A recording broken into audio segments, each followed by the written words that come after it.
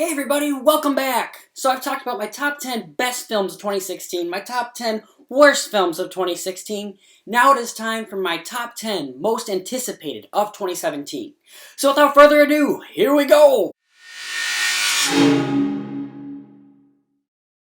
So Beauty and the Beast. Disney has had an okay record with live-action remakes. First we had Alice in Wonderland, which I thought was okay. The sequel we are not talking about. Then we had Maleficent, which again I thought was okay. 2015 though, we had Cinderella, which was amazing. I loved Cinderella. Then last year we had The Jungle Book, which almost made my top 10. It was this close. I'm super excited for this Beauty and the Beast movie. I love the casting. The casting is just perfect. That trailer we've seen, I loved that trailer. I think this movie is going to be fantastic. I think it's going to be a special movie. And I think this movie is going to make a lot of money. I just am super excited for this movie. And yes, I'm a 22-year-old dude who wants to see Beauty and the Beast. Get over it. Next up is Thor Ragnarok. This is the third Thor movie in the trilogy of Thor movies, I guess you could say. And we have no trailers or anything like that yet. We have a couple set photos, but I am pumped for this movie. A lot of people don't like the first two Thors. I think they're good. They're nothing spectacular. They're no Iron Man. They're no Captain America Civil War. But I do like the first two Thors. I'm really excited to see Thor and Hulk and Doctor Strange combine in this awesome team up, and we know we are going to see some Planet Hulk kind of stuff. Super stoked about that. I mean, Marvel hasn't really let us down yet. I think maybe the worst movie they've had was Iron Man 2 or The Incredible Hulk, so Thor! Hulk! Oh! Another Marvel Sony movie, SpiderMan Homecoming. Now look, I know some people are not excited about Spider-Man anymore. We have seen 3 actors, that's right, 3 actors play Spider-Man within the last 15 years with all these reboots and sequels and all that fun stuff. But after watching this Spider-Man in Captain America Civil War, the whole 10 minutes he's in there, I am stoked about this Spider-Man. This is the Spider-Man we should have seen a long time ago. This is straight from the comics. This is Peter Parker in high school. This is what we want to see. Michael Keaton is going to be the Vulture, the villain. Oh my god, Michael Keaton's been awesome lately. I didn't love the Amazing Spider-Man movies. They were fine. I thought Andrew Garfield was a fantastic Spider-Man. A lot better than Tobey Maguire. But just this new Spider-Man, after watching Civil War, I am so stinking excited about this one. Next up is Lego Batman movie. Now, I just consider myself a light Batman fan. I don't think I'm that big. I mean, I wear shirts occasionally, but not that big of a Batman fan. Batman.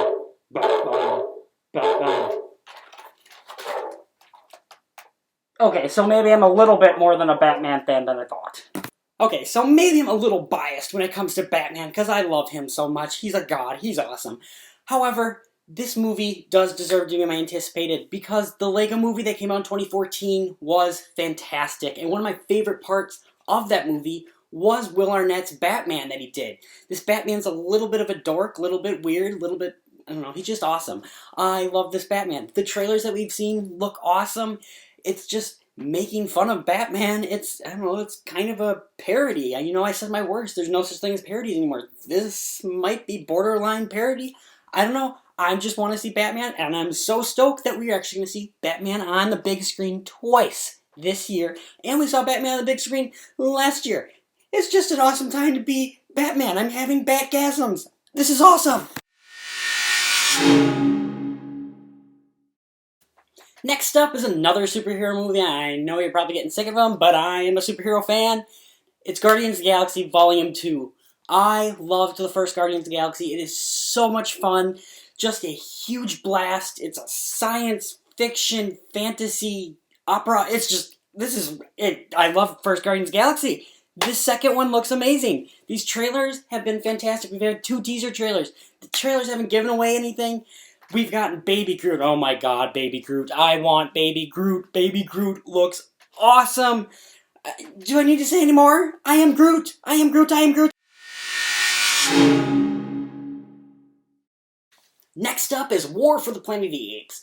Now, this is the third in this rebooted sequel kind of franchise to it. I loved the first two, and I mean, apes on horses and apes in tanks. Do I need to say any more about that? That sounds awesome. That's what's in these movies. They're so awesome. And this one, I think, is probably going to be the final in this trilogy, where we see maybe the apes are going to take over humanity. Maybe humanity will win. I don't know. Woody Harrelson looks like an awesome villain. The trailer had amazing tension and suspense already, and it was a 2-minute trailer. I'm super excited about John Wick 2. Now, when I saw John Wick 1, I actually didn't even see it in theaters. I got it from Redbox and watched it 3 times in a row. This movie is a fantastic action movie. The fighting choreography in this movie was beyond awesome. Keanu Reeves, who's 50, doing all his own stunts, that's awesome. Gung Fu, I believe is what the directors called it, is just awesome in the first movie, and I'm so excited to see the second movie. It looks like it's going to be a little bit bigger, a little bit higher scale, maybe a little bit more action. That sounds awesome. There better not be a puppy dying. Star Wars Episode 8. I think most people have this like in number 1 spot. I'm just recently become a Star Wars fan. I haven't been a Star Wars fan for my entire life. I didn't like it for most of my life until a couple of years ago when The Force Awakens came out. So I am excited for it. It is not my number 1. It's still up there. Super excited for Episode 8. I loved The Force Awakens. It was my number 3, I believe, of 2015. I loved Force Awakens, and it had that cliffhanger. So I really want to know what happens. I really want Luke to pull out a lightsaber and kick Kylo Ren's butt!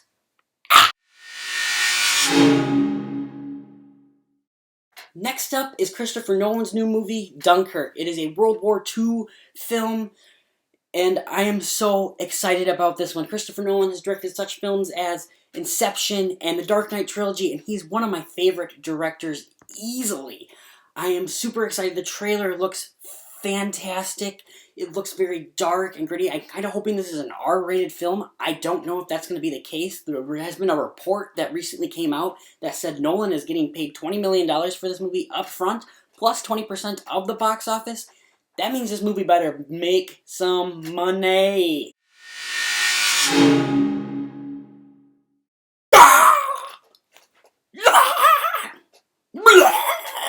That's right, everybody. My number 1 anticipated film of 2017 is Logan. Now, I haven't been the biggest fan of the X-Men movies. I've liked maybe about half of them that have came out. This movie, though, looks like it is way different than any of the other X-Men movies. You know, and I wasn't even excited about this one, honestly, until that trailer came out. That trailer is phenomenal. It is fantastic. The song they use, Hurt, sung by Johnny Cash, was the perfect song choice to put in this trailer. The trailer really doesn't give anything away. It's just a big tease. And what I really like about what this trailer shows is that this isn't a superhero movie necessarily. This is more of a human story with the superhero Wolverine in it.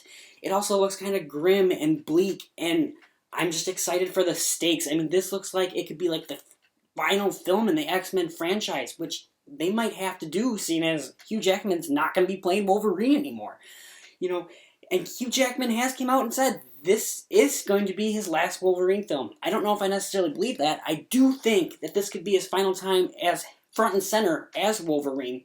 And I'm really excited that this movie is going to be R-rated.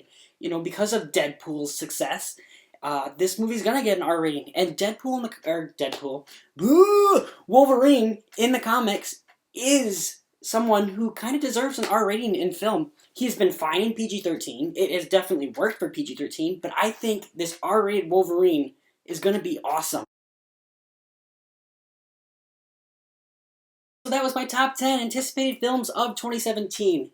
Let me know what you think. Comment below, down below. Come on, do it. Put that thumbs up on there. Subscribe. I'll see you guys next time.